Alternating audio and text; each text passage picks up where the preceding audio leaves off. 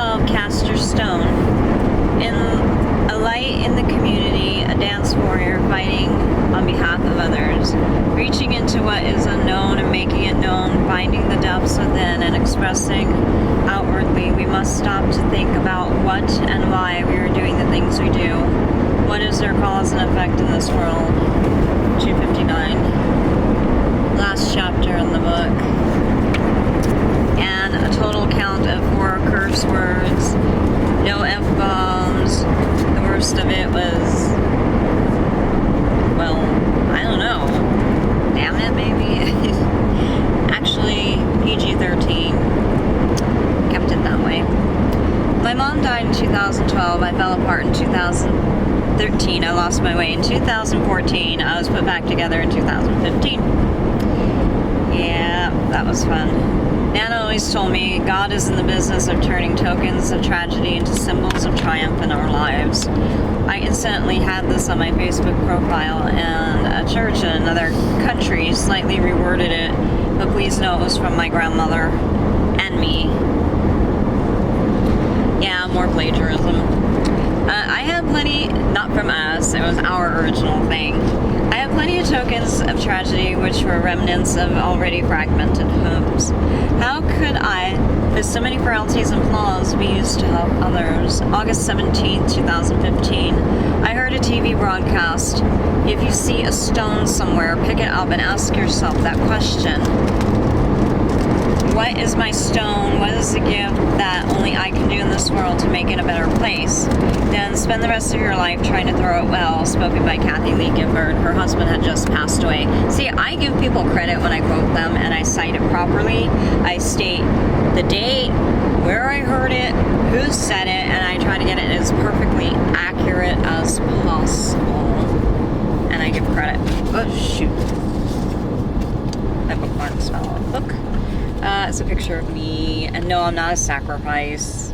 I was just basking in the sun like a butterfly does, so don't get any flippin' weird ideas. And 261, I was not meant to be a martyr. I know darn well what God wants in my life for me, so. The real Jesus, and that's not it. I've sacrificed enough. And that was from the Hoda and Kathy Lee segment on today. See, I don't claim credit for myself. I mean, obviously, this is what I was inspired by. What is your stone? Had I heard her correctly? Indeed, I did. This was confirmation for me. The token stone my husband gave to me said hope. That word and theme threaded itself through my journey. So basically, I took what her husband told her, and it was just taken a step further because my husband had gotten those words. Remember those stones you got for us, baby? Yeah. We still have them, and they were engraved, etched very deep with these words, so it's kind of cool. The token stone my husband gave to me said hope. That word and theme threaded itself throughout my journey. I knew hope was my stone and that I was supposed to help people by giving them hope through my talents, but where do I cast it? I recalled my promise I had made to what I believed was God in the midst of my original cancer journey. If you saved my life, I would become a fisher of men for you and reach out and give love and show love. I will fight for wounded souls, broken hearts, and lost sheep, and to give them hope. I will let them know that all is not lost. And it's just kind of funny because right now I really need hope, and we really need hope. It's hard, guys. I first reached out with dance to my husband, then the bee fly, and then my fellow students, and ultimately an audience. I thought, wait a second, there's something to this, there's something here. This is when the particles and atoms returned into my reality. I would take my skills, my stone, and cast it before thousands in the form of my dance company to give them hope. Not only that they can heal, but can have hope in the midst of all of it. And, you know, all the tragedies and trials. Just like it was once shown to me in the least likeliest of places, a dance teacher who wanted nothing to do with God. That's what she told me. If it's true, I don't know. She was there with me in the beginning after cancer and in my recovery. Honey, this thing is drifting a little bit. There you go. He used her to save me in a way I never expected because I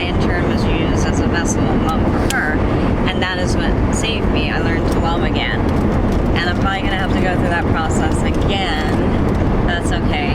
I always manage.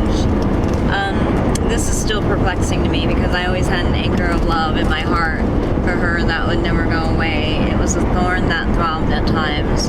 I've just come to accept it instead of wrestling with it to death so that nothing magical remains. It is what it is. This is good. During the next few months, our relationship was strained still, but not to the point of devastation. Oh, that made me so happy. There was still forgiveness and love there for both of us. There is more detail to share in my tale about Red Ribbons to be continued. ... With my new understanding of what my purpose in life was, I felt empowered to reach out to many communities and create wellness groups under our outreach programs. One was called Dancers Fighting Cancer. It had many facets.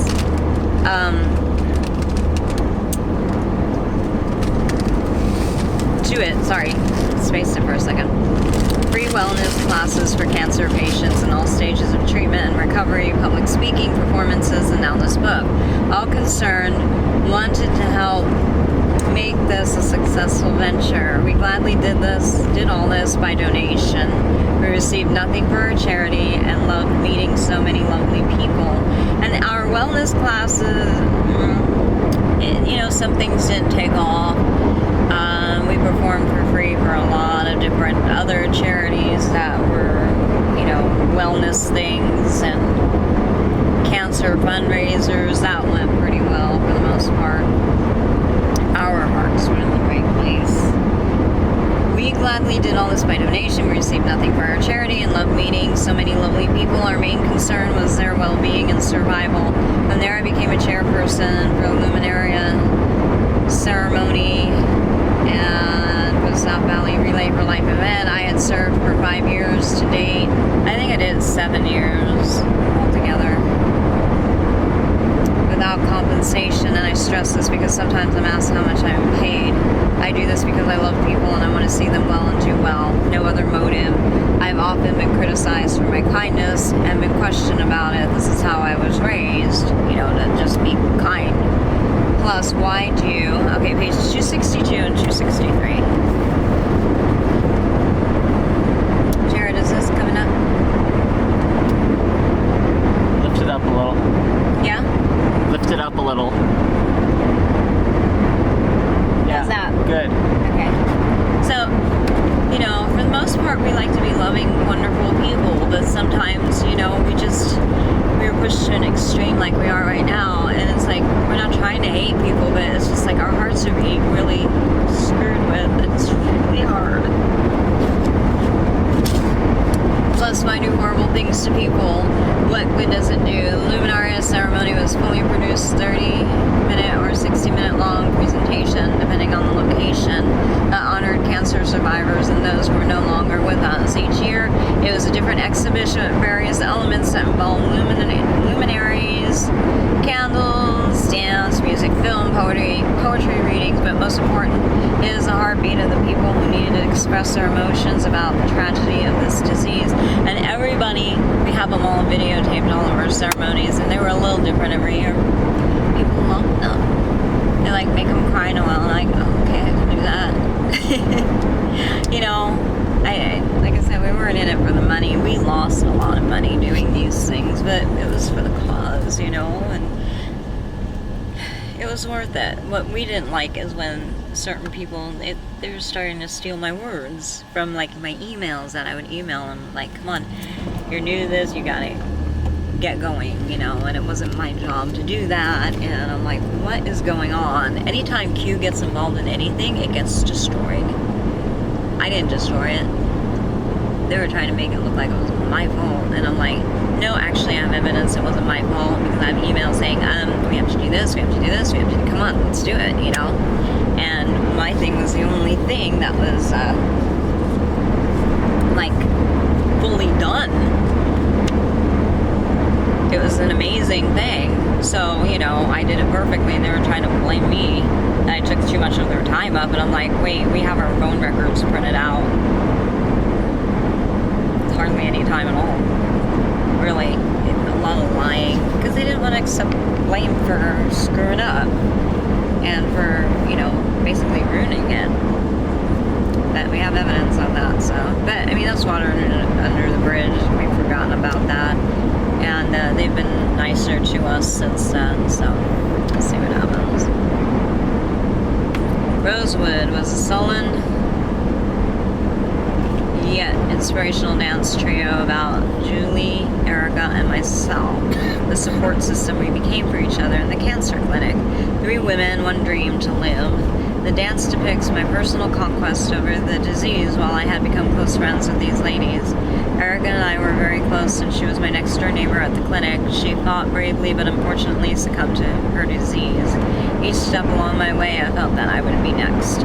Rosewood was a part of a larger, longer 30-minute dance called Let This Be My Last Battleground. And I told you earlier that that's the title from a original Star Trek episode, one of my favorite ones. And, yeah. It's pretty amazing. Intentionally, we borrowed it from the original Star Trek series. This episode was my mentor's and one of my favorites.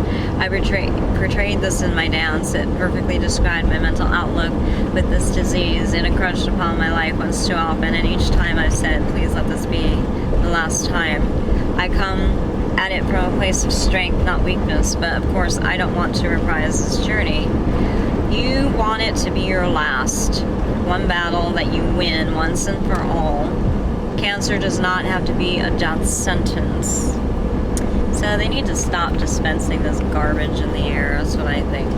My Emmy-nominated husband and composer created an emotional tapestry for us to move to.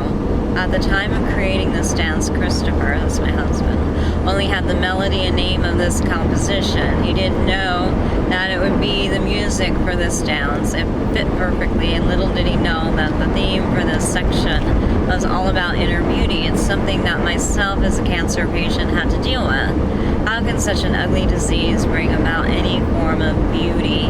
Oh, sweetie, you're dipping down low. Did you fix that? Yeah, I just did. Thank you. A remarkable element is that I had choreographed the movement without music.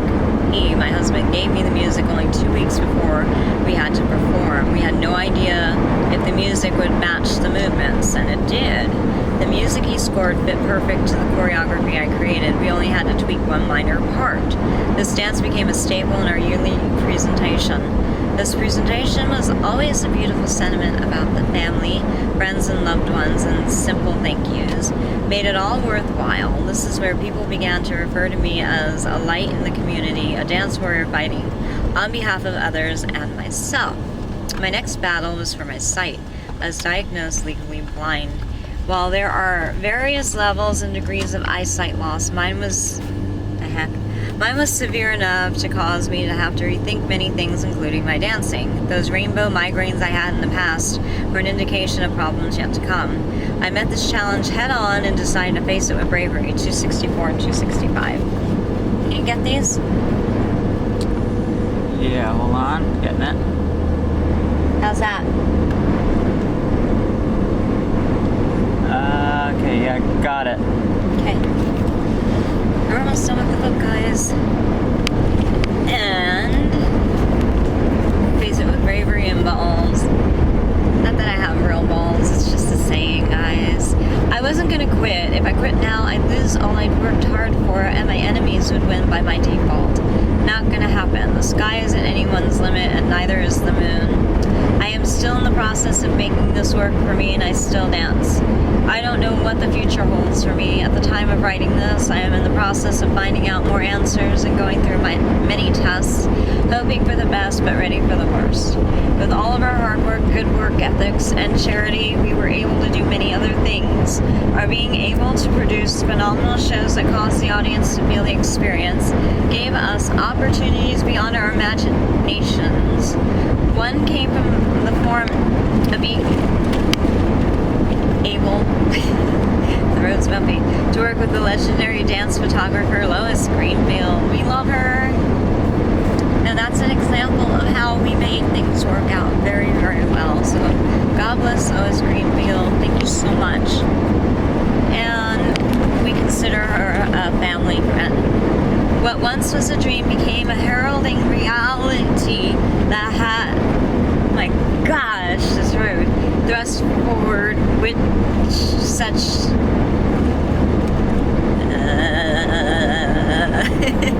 with such unpredictable force. How we got there isn't the important focus. What was and is important is that we got there, and my dad, his awesome wife, and my brother embraced us and had us stay with them back east. This was the second time.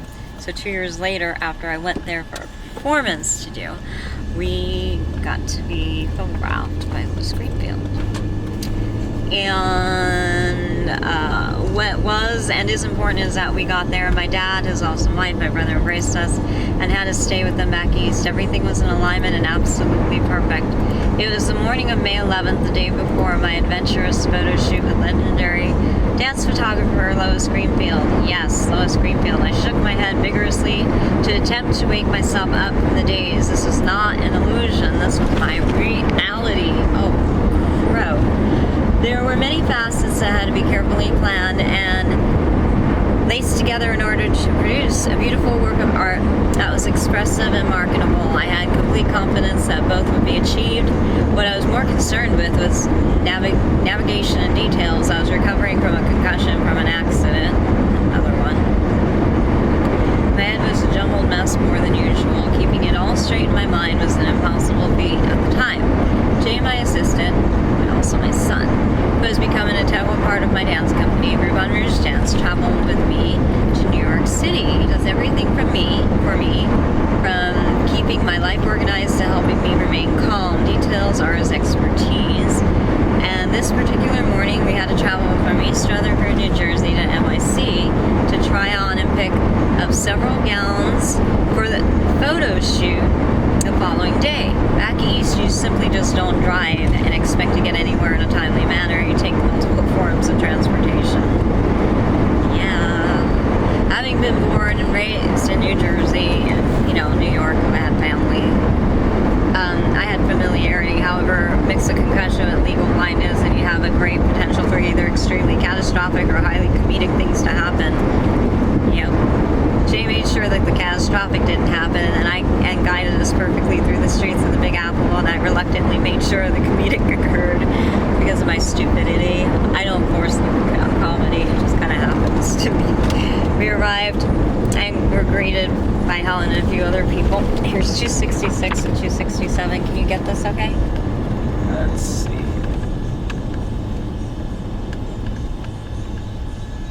Yeah? Yeah, I think I got it. Okay, great.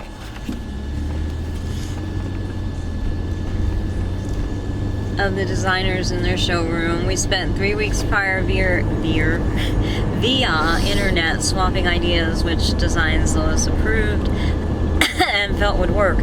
My board's input and what I needed as a dancer. Helen told us to make ourselves at home and look around while she prepared the fitting room. This was the second time my company and I would be collaborating with their designers. The showroom was beautiful, white tiled, white walled look, very ultra modern and clean, and I loved it. Furnishings were minimal but upscale, contemporary, peppered with a few 6 foot tall, glazed white, human morphed modern art mannequins, and it reminded me when I did that dance film. It wasn't stark and sterile, but clean and elegant. The walls were lined with their latest couture. I was surrounded by the beauty, and I reveled in it. And the textures of their designs varied from sleek satins, intricate beading, and appliques, and mesh inserts, and meticulous details. I even got a sneak peek at their next season's in the works line without revealing too much. I can say that it will greatly please and be an even grander presentation. It had been a while since I had the privilege to be in such a splendid showroom. I had a similar experience when I had to wear a gown to the Emmy Awards in 2004 and have walked a few red carpets. This is also reminiscent of when I worked for Aaron's Ballet and Douglas S. Kramer as a teenager and had to help assist the talent on behalf of my bosses with a myriad of things, including miscellaneous errands and wardrobe. I basically did whatever I was told to do. and it was anything and everything. However, this time around, it was for me. Meeting the gal was for me. These lovely people were here to help me, and that pretty gown was going to be for me to wear and dance in, and pose in, and have fun in. All that cancer took away and more was slowly trickling back into my life. There were 10 dresses lined up in the fitting room waiting for me to slip into. They had petite sizes, which not all designers carry, and made it more comfortable for me to wear. Often gowns are made for very tall ladies, and this company keeps in mind that women come in all shapes and sizes, which I appreciate, because my dancers come in all shapes and sizes too. And when I design, I also keep that in mind. Feelings of inferiority flooded in. How could I possibly pull this off? I said to myself. Normally I tend to be fairly confident in my abilities, but more improvement was needed. I seldom feel attractive or think that I am. My nose is long with a Roman bridge and turned up at the tip. It's kind of cute. My eyes are quite large and I have an overbite and half the teeth average adults have. They were removed at the cancer clinic due to the toxicity and the metal fillings that were overpowering my immune system. And then I lost a couple after that too because of this crap being sprayed in me. Awkward, like a teen in puberty, is how I felt. In part, the child abuse and cancer has tarnished me. The feelings of seeing myself as used goods plagued me, and an ongoing refinement still continued. I am still a work in progress with many flaws and screws. I never think my skills make me a better person than others, and grateful for all I have. Jay, my son, could tell that I wasn't comfortable. Enjoy it, he whispered. I nodded my head and shook off the inferiority residue. 268, 269. Okay, ready? Yeah. Almost done.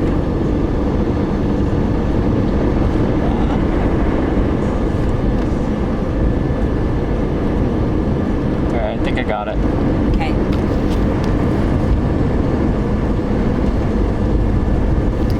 Each creation they had laid out was more beautiful and glamorous. If I ever felt like a princess, this would be that moment. Sounds interesting to me, doesn't it? The designers were wonderful to work with as they provided dresses that flowed and carried through the air like angels' wings. The lighting in the fitting room represented the coloring of the dresses precisely. This is important when photographing. Helen helped dress me as I tried on all 10 gowns, and with each one we video recorded me moving in it and doing various leaps and jumps so we could see how the dress would breathe. Lois gave us a lot of coaching of what to look for in narrowing our choices down to 5. We had to make sure that any liners under the dresses would not impede my movements and also fit the theme of the book, which was DanceWarrior Red Ribbons, the second book in my series. Our choices had to fit the victorious message of the book and also give a good representation of me as a dance artist and human being with a flesh heart. After trying on all the designs, reviewing still snapshots, and video playback, we collectively made final decisions and chose the 5 we felt Lois could work with and that I could dance in unhindered. It was difficult to cast any aside as they were all divine and would work well.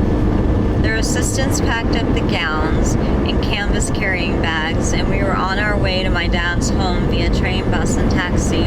My dad was very down to earth. He asked if I was going into the city again tomorrow. He was very curious about what his daughter was doing, and no matter how many times I explained it to him, he didn't quite penetrate. I told him I had a photo shoot with an incredible dance photographer and showed him her website. He pointed his finger at me. You're going into New York? Oh God, I remember this. You're gonna get mugged and raped. You're gonna get mugged, you're gonna get raped and shot. Remember that? Yeah, I remember you telling me. Huh? I wasn't there, but you told me. You were there. I was? Yes. That was that time? Yes. Oh. I was written right here, Jay, meaning you, my brother. Jane and his wife and I laughed. He didn't realize how hilarious he was in his delivery, but I knew it was his way to say to be careful. He then said my hair was too red and that I was going to go bald. not gonna go bald, and if I do, it's Q's fault because they're spraying this crap in the air. He thought because I had dyed my hair, it was henna at that time. I use different things when I want to make it that really bold red, and I use all different things, but at that one time, that was the henna with the vinegar and whatever other natural product I use, right? So, and you know, after a few washings, it rinses out, like it fades out. But it looks really good in my hair because I already have like red hair. So it just brings it out more, you know, and it's pretty vibrant. So it would photograph well. The light source added a hue to it that subdued it more than we wanted for the marketing. In order for it to turn out the tone we wanted it for the end result, we had to have it brighter, so I used more henna. See? He didn't get it, my dad.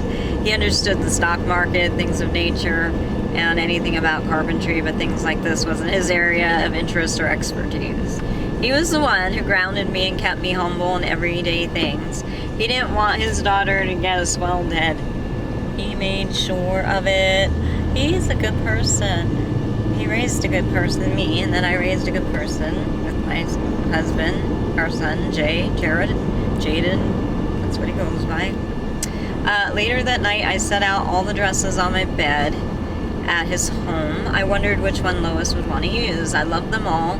My sleep schedule is completely turned around, and I had to get up rather early for the photo shoot the next morning. Was this really happening to me? If someone told me this only 2 years ago, I would have laughed and thought they were insane. Because don't forget, I was always admiring her photographs on the Bee Flies, you know. She had a spiral-bound notebook, or, you know, a loose leaf, and she slipped in one of Lois's photos. And she had calendars, and I had seen that stuff before, but, you know, when I really studied to say, who is that? And Lois Greenfield, and she would use her older calendar photos, and I would show them in class, and I'm like, oh my god, how incredible. Okay, 270 and 271, can you get these? Let's see.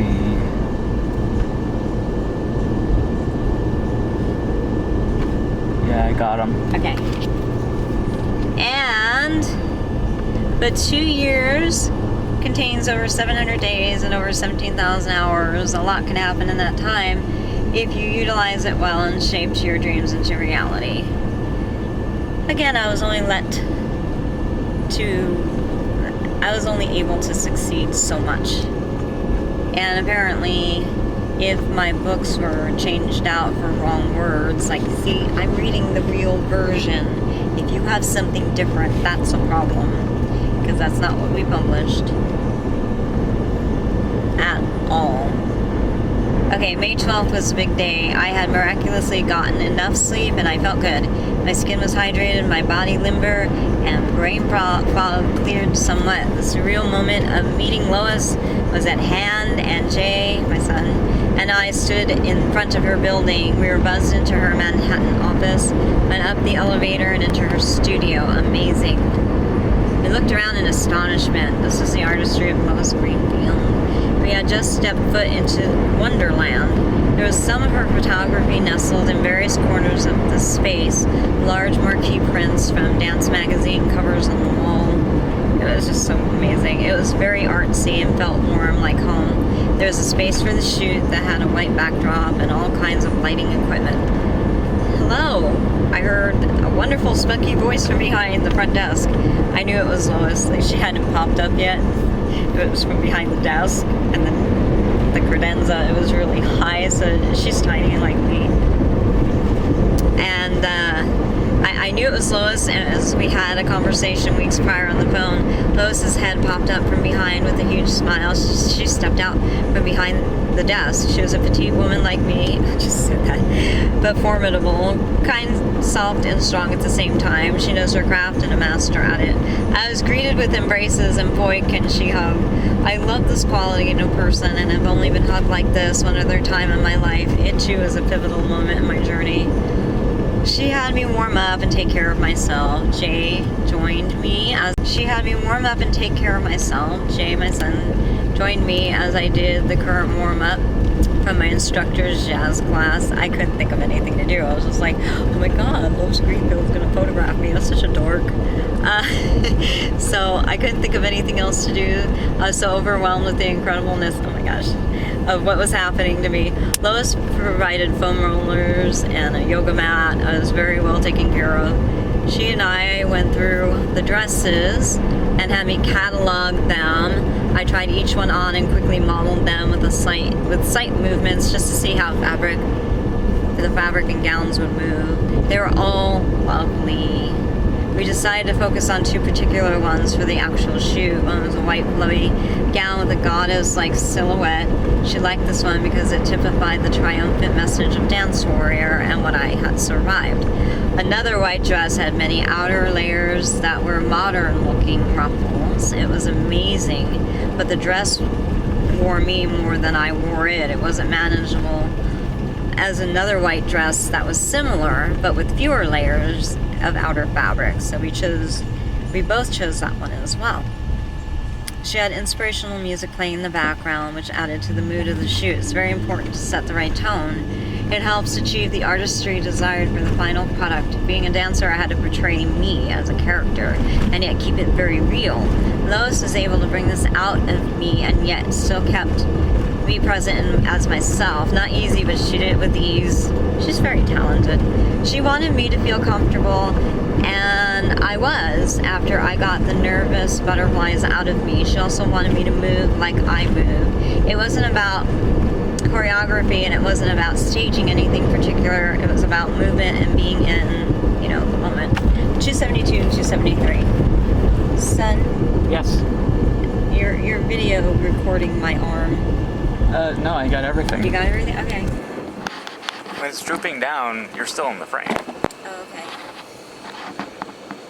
Good? Trying. Alright, got it. We're getting to the end, guys. Being in the moment. I can't say exactly how she knows how and when to capture the moments in time, but she does. That's all that matters. She gets to know her subject and how they move and capture it. She kept saying how beautiful I was and how easily it's going to be to photograph me. She said I was a beautiful dancer and I did good movement. So Lois's signature look for her photos always finds that moment of breath that differs from all other photographers I've either collaborated with and or have seen in their portfolios. And I love it. I mean, come on, Tim Agler. I mean, I love everybody. And this was not a still moment. You can't pose like this and keep the fabric up. I lunged and that's what happened. He caught that moment. So, I mean, he's good too. But she's like supreme photographer bee. We love Lois. Okay, these moments of breath make sense and tell a story. That was something she was always saying. She's like, but does it make sense? I'm like, I don't know. Yes? Let's make it make sense. Okay, she was really amazing. This storytelling was an important facet I needed for representing my work on my book cover. I am a storyteller, both as an author and dancer, choreographer. Lois completely understood this and she made it happen. We are perfectly matched. It is overwhelmingly joyful to collaborate with a legend. The next element for the project was adding red ribbons. This is what my dance company was all about, red ribbons. It symbolizes love and compassion. It shows how something horrid can be made good. The mission, turning darkness into light and celebrating victory over bondage. The book, the dance, the company, it was all tied into a red ribbon. This too Lois understood and was greatly moved by it. Prior to her shoot, Lois recommended getting various width-sized ribbons. She said, get the shiny satin so it'll photograph well. And we went to a fabric store and we did. We found 2, 4, 6, and 8-inch width ribbon on spools. Some had wire running through the edges and some not. After the shoot, At the shoot, after trial and error, we used a 6-inch wide ribbon. It was so much fun to experiment and play to see what would fly well and work with the message we were attempting to convey. We threw it around me while I moved, and she gave great insight to help me stay in the moment. It felt freeing to throw ribbons in the air and move through space, collaborating with one of our time's greatest photographers and artists in her own right. During the last hour excuse me, of our shoot, I wanted to try something very special. I wore a black dress that was dear to me. Lois was very open to working with my idea. It wasn't planned at all. I just had it with me. Lois was very open to working with my idea. When we started shooting me in this dress, I drew a blank. I froze and couldn't move. I had placed so much stress and pressure on myself, waiting to do something perfect for this, that I couldn't think. She said, breathe. There's that word again. I smiled, knowing that this word meant a lot to me and another person whom I loved deeply. I nodded and I danced. I just went at it. Lois captured me with her lens as I turned and was off-center balance. It was perfect. Lois nailed it, and the ribbon performed on cue. The end result was a lot of magic and wonder captured on film in the way only Lois can do. Here, let me get my other book, and I'll show you what I'm talking about. So this was the dress this one and another one we ultimately choose. And I also, after the photo shoot, so many of these photos turned out well. I said, I know we weren't planning this, but can I use more pictures for like a calendar? And she said yes. And we compensated her financially, of course. And then the back here has that black dress that meant a lot to me for a reason. And that's me off center and just kind of modern dancing. And a lot of people have tried to emulate this, and they'll arch more, or they'll be higher. I mean, I'm high up on my arch here, but the way my body was laying out and stuff, I'm high up on my arch, but my ankle isn't, pushed out and straight like that, like Barbie feet. It was kind of like the ball was right, and it's not bad, it's just how I was angled, and we just thought, so what, it looks great. And then so we threw ribbons around, I threw ribbons around, and nothing was added to it. This is just what it was. So anyway, that's the other dress that I wore. She really likes the dresses to be super duper luminous, but I wanted to honor my mentor wearing this. And, she worked with me on that. And I get it, I think we'll have her photo shoot us again. And this time I don't know how, if it's possible, Miss Lois, if you're listening, I would love for you to photograph me and some of, like, my favorite women in my life. Like the bee fly. If my mom were alive, I would totally. Honey, is this drifting off? Is this drifting off? No. No? Okay. If she were alive, I would have my mom in the photos. But there are some women that are still alive that, if they're down for it, I would love to have like a photo shoot. And, most of them are dancers too. And have them be with me. And it'd be like a multi-generational thing too. It'd be so beautiful. We really love Lois that much. We really do. What a great lady. I love her. Okay. So anyway. Okay, sun is drifting down. Oh, yeah. Okay, there you go. Okay. So I just wanted to show you what pictures I was talking about. So the book cover picture, and then the back of the book too. Lois captured me with her lens as I turned. The interval. Okay, we did that. Okay, the movement I did was a turn standing on my right leg, which I just showed you that picture, and my left leg in passe with my right arm overhead and left arm extended to the side. One of these things. I have a bad habit. I'm hyperextended with my elbows. So I gotta be careful. My ballet instructor, she was like hyperextended in her knees, and she kind of gave me some instruction for my arms. But I have a little slightly hyperextended knees and legs too. It makes when you do an arabesque look much longer because it curves. against the knee, like instead of being like this, it goes a little bit like that, and it looks gorgeous. It can also look a little weird too if you're not, you know, in tune with all that, but I think it looks beautiful. Anyway, okay, the movement I did was to turn the left arm that's extended to the side. It was a movement that my instructor and I had some intricate and secret communication going on that we shared. I'm not certain what we were saying to one another, but there was some connection occurring. In part, it was based on a dream vision, the one I mentioned earlier I had about my mom. 274 and 275. I said, Jared? Yeah. You get this? Like I said, my mom wasn't like a dancer. And she didn't hate dance or anything like that. It's just that's something, not her thing, you know? I got it. And so when I saw my mom dancing on a mountain, I don't know if that meant, okay, in heaven, she's trying that now, or it's a symbolism of her freedom, or I don't know. Maybe someday I'll find out. Dancing on top of a mountain and a mixture of other interesting things we shared. This particular shot will be on the back cover, like I said, of my second book, DanceWarrior, Red Rubans, Shattered Innocence. And we had come to the close of our once-in-a-lifetime session with renowned artists. No, not once in a lifetime. Like I said, I want Lois to do, when all this craziness is over, I want her to photograph me somehow. I don't know, the bee fly, another mentor of mine. Oh my God, it would be so cool if my mom was alive.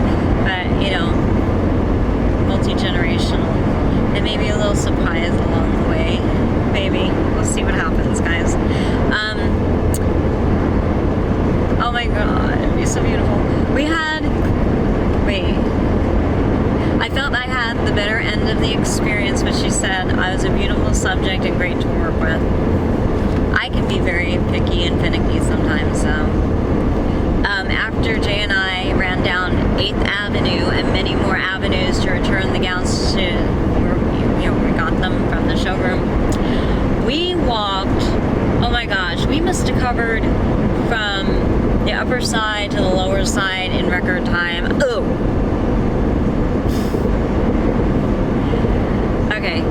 Return the gowns before they closed at 5 p.m. Cinderella's coach would turn back into a pumpkin and the fairy tale would then be over. Oh my gosh, the drama I create, right? On the page. Honey, can you lift it up a little bit? Thank you. A migraine had come on fast and furious. You can see the video.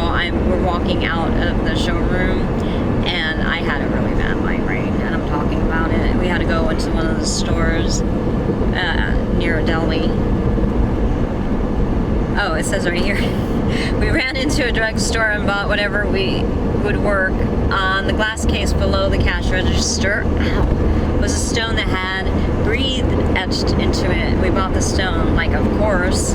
Things had a way of coming full circle, sort of. There were still a few ribbons left untied. My future with the bee fly unknown. Jay? Yeah. Oh no, I'm reading. Oh, I'm sorry. That's in here. Sorry. Jay and I had a celebratory pizza pie, and see, Becky used to call it a pie, and took a horse-drawn carriage ride around Central Park, and that was one of the pictures in here that I showed you earlier, and reflected upon what just happened. Jay and I giggled, knowing exactly how hard I had to climb to go from cancer to dancer, and then some. We did it. We did it, and we still had our horse-drawn carriage available to us even after the 5 p.m. 10 line. Were you nervous? Jay asked me. Yes. I said without hesitation. I've learned to hide my emotions most of the time. No one would know it. Jay took my hand. You did it. I'm so proud of you. Ow!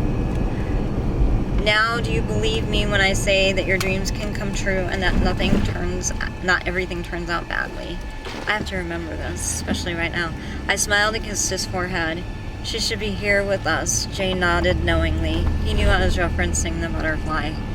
Oh, she loves Lois too, and I don't know if she ever met her after I did this stuff with Lois, but you know, she would love to do a photo shoot. I'd pay for it too. We would make Lois a royal photographer. How's that? There you go. She would love it too. Love that woman. That's where we got the saying from, love me some Lois. Remember that? Oh. We're gonna love me some Lois. That's so funny. We enjoyed the rest of our stay in NYC. Danced at... I don't like this. Danced at Ailey. These seatbelts. If we're in an accident, I ain't moving. This thing is like very tight. Danced at Ailey and had many adventures. And we love Ailey too. But behave yourselves now. Come on. We're friends. Just remember that. I was asked by my dad before we left to head back to LA, where are you going next? I told him we're headed towards the second star to the right and that I'd be back soon. I don't know. We're going to places we never imagined. And I'm saying that in faith. So that concludes my tale of how I went from cancer to dancer and why I'm called a dance warrior. I fight for those I love and for myself. If you're wondering what happened to the bee fly, what I did with the stone that said breathe, my career, and oh god, other unanswered questions, please do read the second volume in the Dance Warrior book series Dance Warrior, Red Ribbons, Shattered Innocence, and here are the pages, the page numbers 276 and 277. I believe I got that, yeah. Okay. So that is the end of chapter 12. Oh, I love this one. My son took it of me. And yes, of course, I know I can arch further back. I'm arched pretty much far back. And I managed to bring my sternum. This is bad. Push my sternum up higher from here. And yeah, I love it. Okay, so now here's the conclusion about my cancer. At the moment of my last edit of this book, I contemplate how my world has changed from death to life, bleakness to hope. I am about to return to Vegas, triumphant as a survivor, a thriver.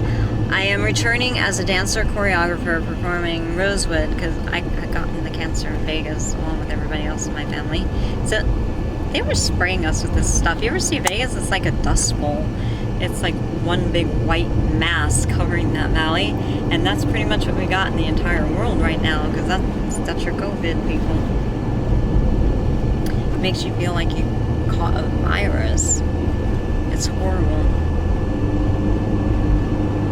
Maybe we can pull over somewhere and we can stretch.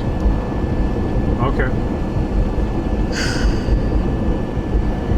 Choreographer performing Rosewood with my ensemble in a festival. It was in Vegas. We performed at the Nevada Ballet Theater. Very much an honor. I only wish my mother and Nana were there to see this. They never saw me dance in my adulthood. The truth is, the battle with this disease will never be over. I have learned not to hold my breath waiting for the time bomb to go off. Instead, I live my life knowing I have overcome. Remember, succumb or overcome. I have defeated my enemy. I am a dance warrior that went from cancer to dancer. I will continue to use my gifts to show that you too can heal the past so that you can have a future and to be a light in the darkness for hope. Fight on, mighty warriors, and use the gifts and talents that you were given to help others fight. Warriors are noble. Never step on someone to get where you want to go. Tread lightly, always helping others. If you're inspired by someone or something, do not steal. Be your own voice, not a regurgitation of others. Different if you're doing an homage because you actually give them credit. Big difference. Sometimes where you're going, you cannot take the people you love dearly with you to travel on your road. Sometimes it's not a bad thing. They may not be ready, not able, not worthy, too scared, or will be a hindrance. As hard as it is best to lay them down on the ground where they desire to be. That doesn't sound right. Hold on. What I meant by that, because there's a saying in Christianity that you lay everything down on the ground before the foot of the cross and you give them over to God in a sense, not in a bad way. You just say, I trust you, Lord Jesus. Do something beautiful with this. And that's what I mean by that. So don't misinterpret that. You know, maybe if I do an updated version of this, I might go back and clarify a couple things, but not much needs to be clarified. You know, if somebody's going to have an evil, wicked mind and take things the wrong way, that's not my responsibility or fault. That's their bad heart, you know? Only time will be able to judge their choices. 278, 279. There you go. Got that? Almost. I said almost. Huh? Almost. Almost? Yeah, bring it back. Oh, I'm sorry. Okay, I think I got it. Okay. So that was page 278, 279, 280, and 281. Ooh, sexy picture coming up. Okay. As I reflect on the past 10 years of my life, never would I have thought I'd be alive, let alone dancing again. I don't know how it happened exactly or what the magic moment was that altered the path of my existence. It wasn't luck. It wasn't sheer will either. It was perhaps a combination of both those things, and pain, wounding, suffering, hardships, joy, happiness, patience, commitment, and so many other things that make the canvas and tapestry of me. To you, the precious reader, I implore you to use your wings and fly. You don't know what you're capable of until you take flight, but don't hurt other people, at least not intentionally. Sometimes accidents happen.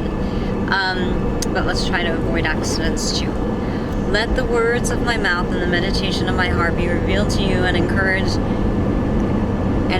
to be on your way. Trust that the wind will catch your wings should you grow weary. Loving hands will carry you when you cannot walk one step further, and that someone closer than a friend will know just what to say when it is needed when the tears flood. And this is my butterfly that I named Hope, one of the ones that were born around the time my mom had passed. And that's page 280. Hold on.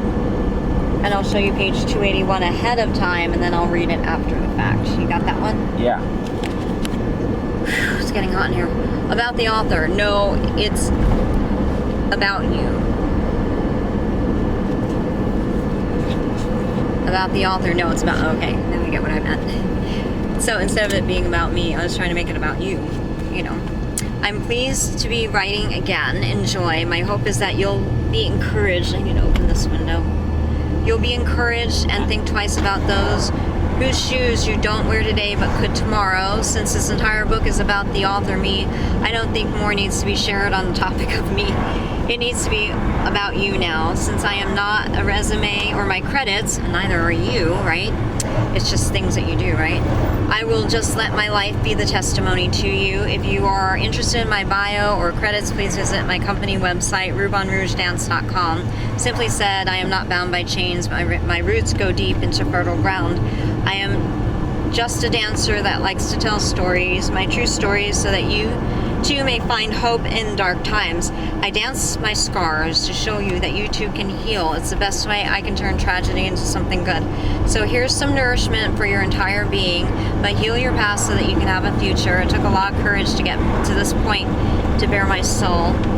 And see, you could tell my right boob, a little deflated after the cancer.